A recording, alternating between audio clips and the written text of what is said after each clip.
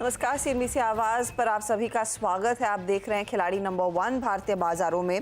आज के दिन शुरुआत तो बेहद मजबूत रही, लेकिन ऊपरी लेवल्स पर बिल्कुल टिक नहीं रहा है मार्केट। तो 22,600 तक हम पहुंचे सुबह में, लेकिन अब आप देखिएगा 100 पॉइंट का नुकसान और 22,300 के आसपास इस समय ट्रेड बनता हुआ आपको दिखाई देगा। निफ्टी बैंक की भी चाल थोड़ी सी बेहतर है निफ्टी के मुकाबले, हालांकि ये भी डे हाई से कुछ कूल ऑफ दिखा रहा है। 250 अंकों तक का इजाफा निफ्टी बैंक में, आई बेग योर पार्डन, 150 अंकों तक का इजाफा निफ्टी बैंक में देखने को मिला है। और मिड कैप इंडेक्स भी ऊपरी लेवल से अब थोड़ा सा फिसलने लगे हैं। ये है फिलहाल आपके लिए चाल। एडवांस डिक्लाइन रेशियो आपको दिखा देंगे और वो कंट्रीब्यूटर्स आपको दिखाएंगे जहां पर मार्केट को नीचे खींचने का सबसे ज़्यादा योगदान किन स्टॉक्स का साफ देखने को मिला है। तो लेकर आइएगा प्लीज़ डायरेक्टर साहब कंट्रीब्यूटर्स। आज के एडवांस डिक्लाइन रेशियो अभी भी पॉजिटिव है, लेकिन अब कभी भी वो मामला बदल सकता है। रिलायंस इंडस्ट्रीज़ की तरफ से एक ड्रैग देखने को मिला है। इसके अलावा आईसीआईसीआई बैंक, भारती और एल&टी, ये वो स्टॉक्स हैं जो दरअसल मार्केट को नीचे खींच रहे हैं। दूसरी तरफ एचडीएफसी बैंक का साथ Q4 का अपडेट अच्छा, स्टॉक उस लिहाज से भागा है, आउट परफॉर्म रहा है वैसे इस पूरे हफ्ते। और एक्सिस और कोटक में भी कुछ खरीदारी के अंश बनते दिखाई दे रहे हैं। लेकिन गिरने वालों में क्योंकि रिलायंस का पार्टिसिपेशन नहीं है तेजी की तरफ, क्लियरली वहां से एक बड़ा झटका लगता हुआ।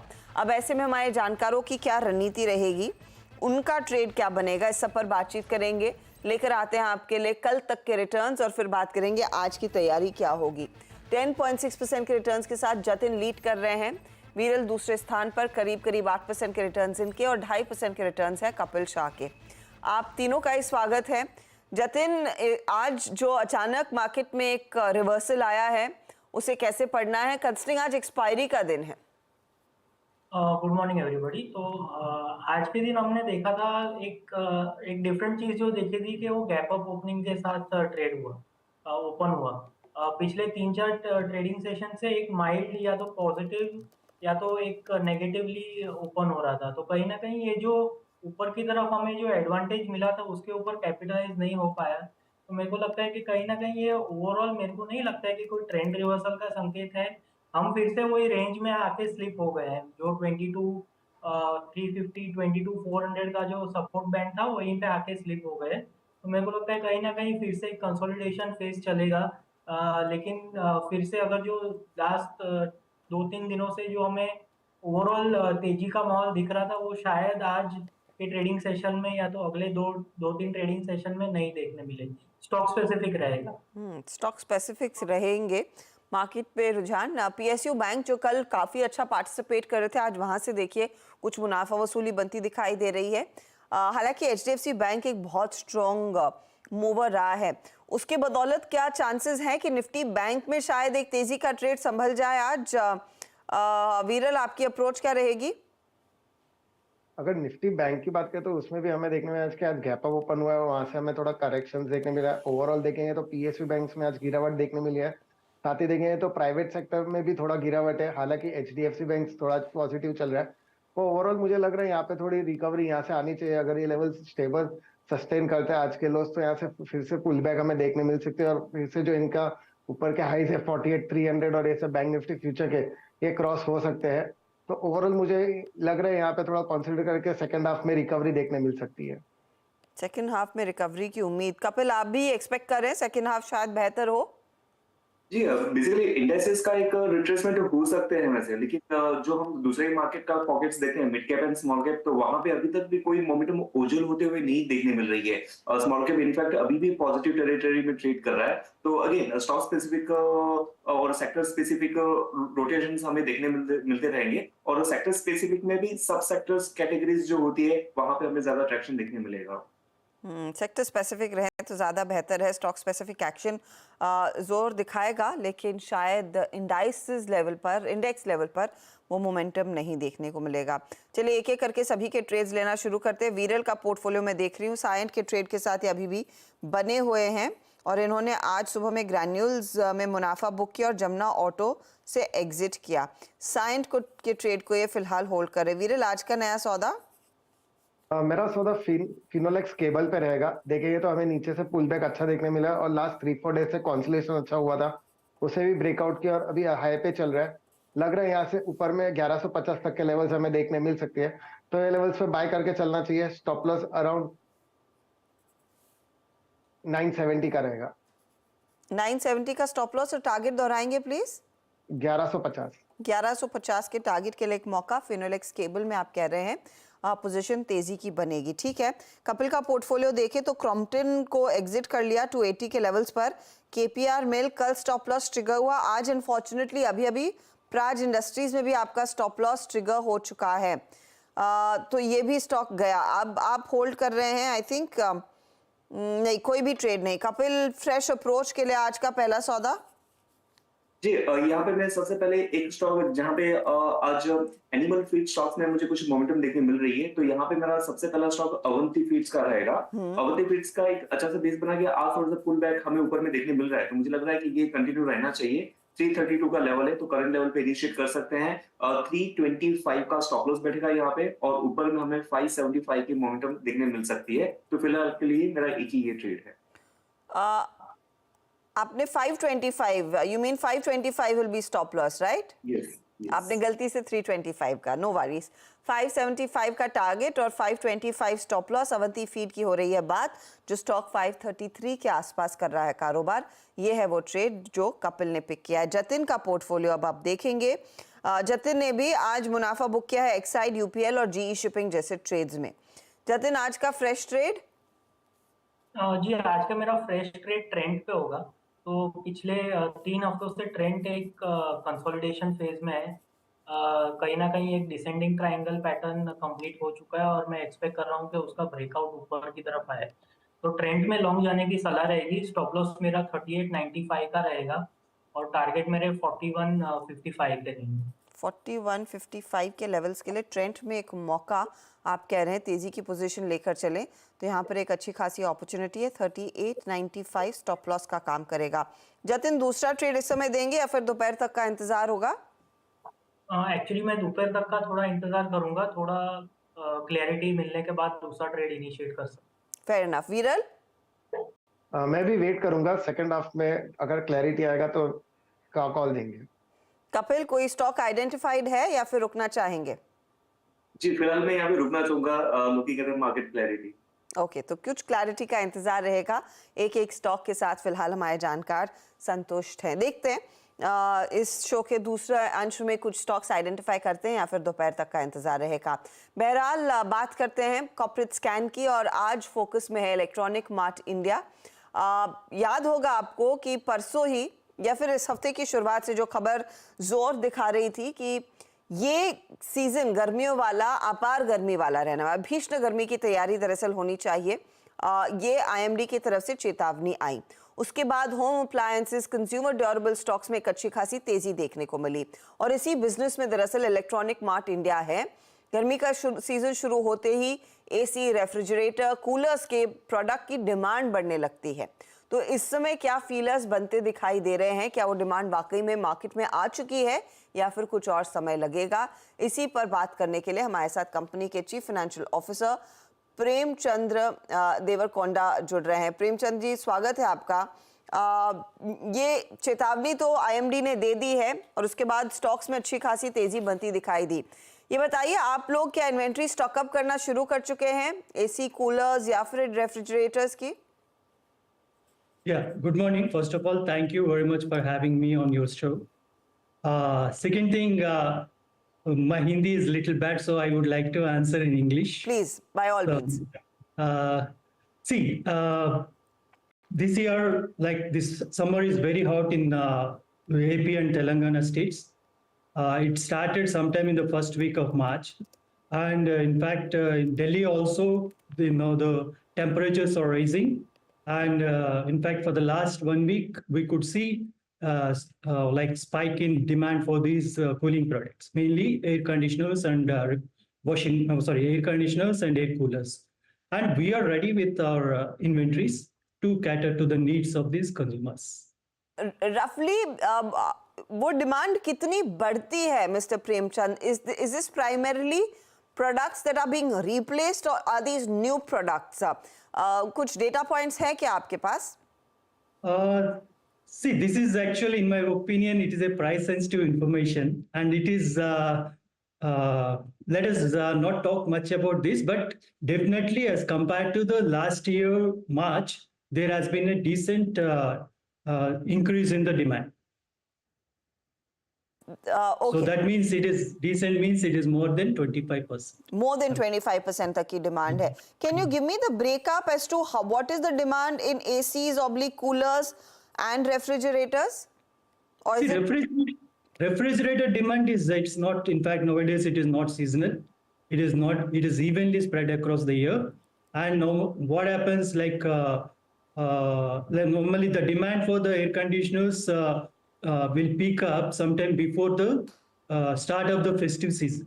So Okay. that's how it happens. But air coolers and air conditioners are purely seasonal products. In fact, that season normally starts sometime in the last week of March, whereas this year that season has started first week of March. So that is a good sign, and hopefully we will have very decent and impressive first quarter.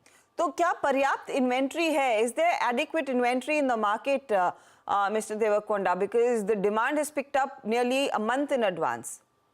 Yeah, there is definitely, there is no shortage for the supply, and we are right now, as far as our stores, our operations are concerned, we are adequately have the inventory to service the customers in the upcoming season. Okay. Also, Mr. Devarakonda, आप लोग मैं एक और चीज आपसे पूछना चाहूंगी. You have tried to increase your footprint in the last couple of months. We've been reading those updates. तो इस समय कितने stores हैं जो EMI in fact manage कर रहा है at this point in time, और ये footprint और कितना बढ़ सकता है, किन areas, regions में बढ़ने का इरादा है?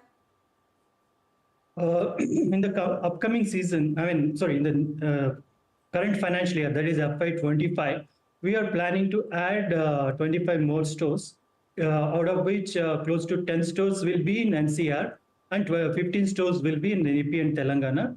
And on the cutoff day, that is on 31st March, I think we have already updated the stock exchanges about the new stores opening, and we store count stands at 157. So 157 is the current store count as per March 31st. Yeah. Roughly, और ये क्या primarily company owned stores रहेंगे जो FY25 में खुलेंगे? See, company owned, matlab, all the stores are operated by company.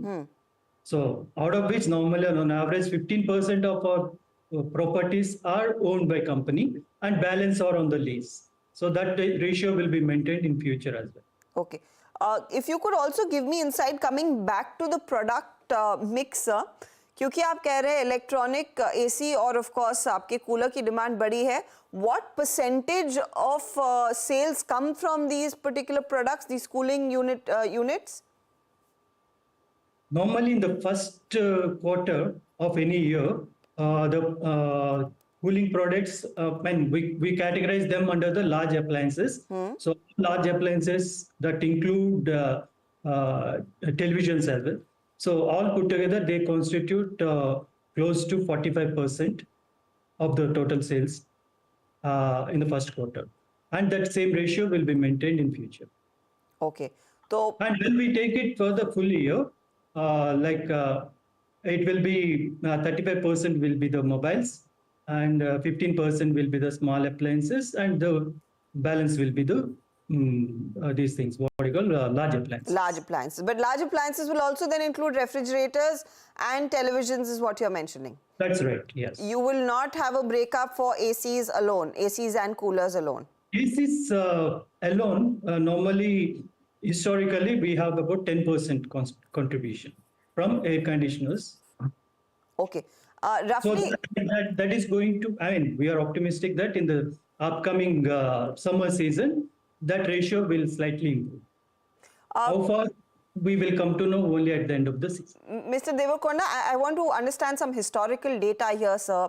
The last time a warning like this was given by IMD, how much did it roughly translate into sales? Because of course we are in unprecedented times. Each year the temperatures unfortunately keep increasing. There is a climate change problem. So when you heard a warning like this, what did it reflect in terms of sales? Do you have any data on that? The last time if a scenario like this has occurred?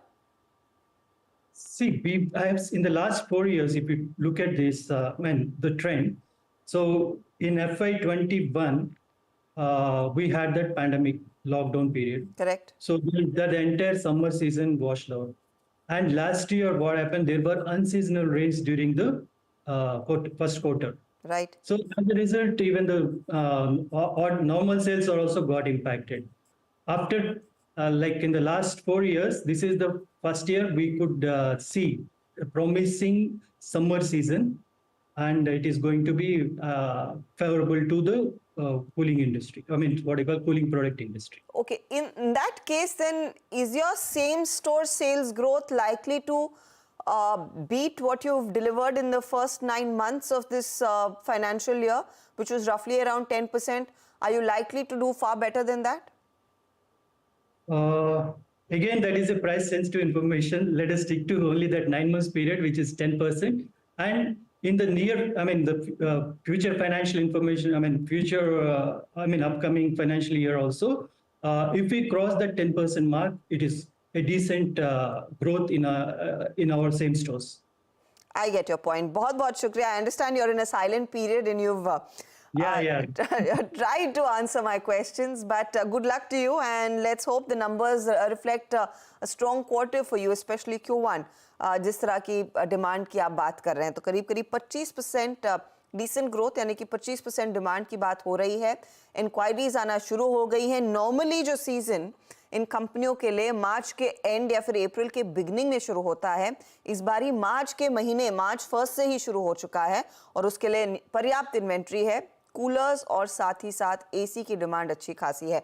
Hopefully आगे ये blue star और दूसरी कंपनियों में भी reflect करेगा, लेकिन electronics mart ये प्रोडक्ट्स, ये उपकरण बेचती है, उनकी तरफ से ये फिलहाल आपके लिए एक आउटलुक आता हुआ. चलिए लेंगे एक ब्रेक. इस मोड पर लौटेंगे. मार्केट का एक्शन कैसा है उस पर नजरें बनी रहेंगी. आप देखते रहिए CNBC आवाज.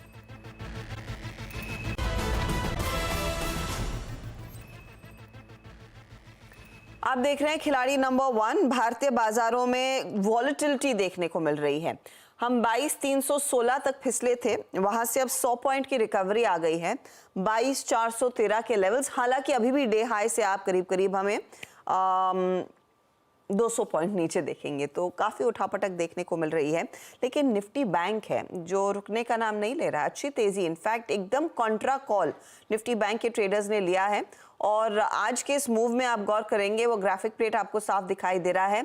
HDFC बैंक और सिर्फ HDFC बैंक की बदौलत ही दरअसल निफ्टी बैंक का योगदान अच्छा खासा. ऐसी ही चार्ट अगर plate data point Nifty bank का आप दिखा दें डायरेक्टर साहब, तो उसमें साफ समझ में आएगा कि कितना बड़ा योगदान आज HDFC बैंक प्ले कर रहा है निफ्टी बैंक को ऊपर बनाए रखने के लिए, और उसके बाद दूसरे स्टॉक्स की कितनी भागीदारी आती हुई दिखाई दी है.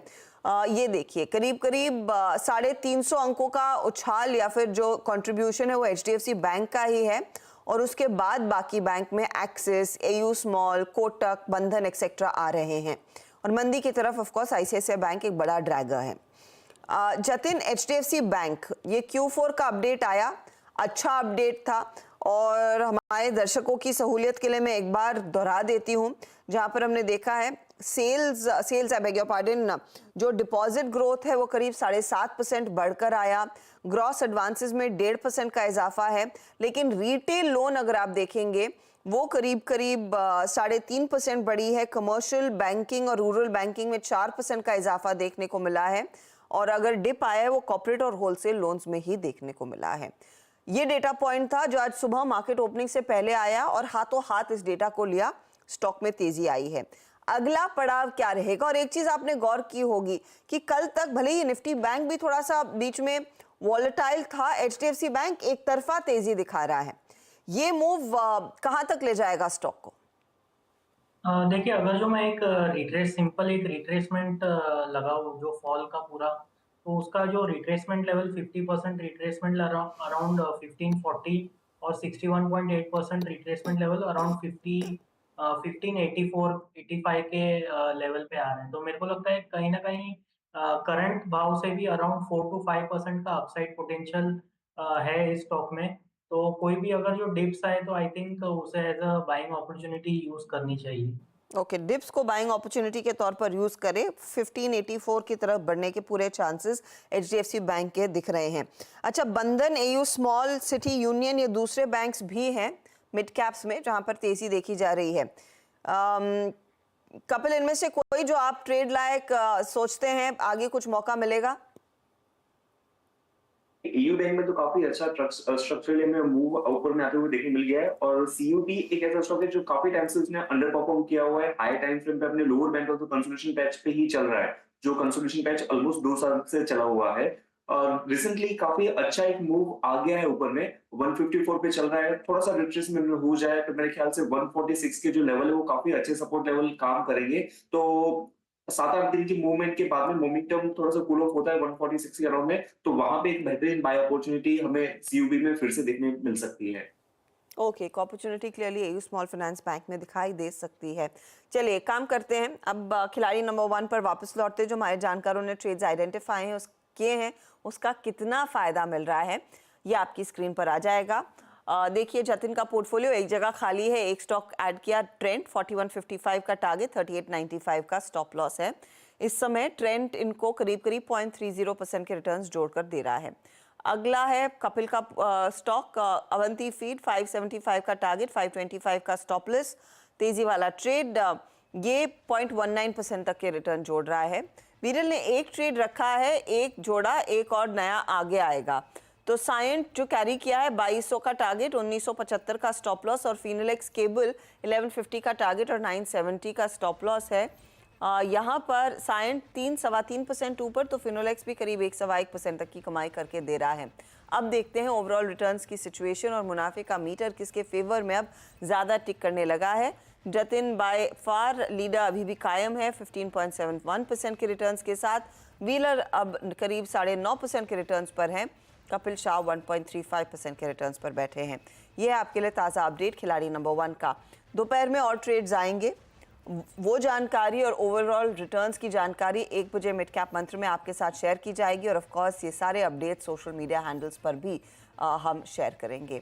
गुड लक टू यू और जेंटलमैन। चलिए, लेंगे एक ब्रेक। ब्रेक के बाद मार्केट के एक्शन पर नजरें, और साथ ही साथ कमोडिटी करेंसी मार्केट का भी एक्शन आपकी स्क्रीन पर लेकर आएंगे मनीषा के साथ।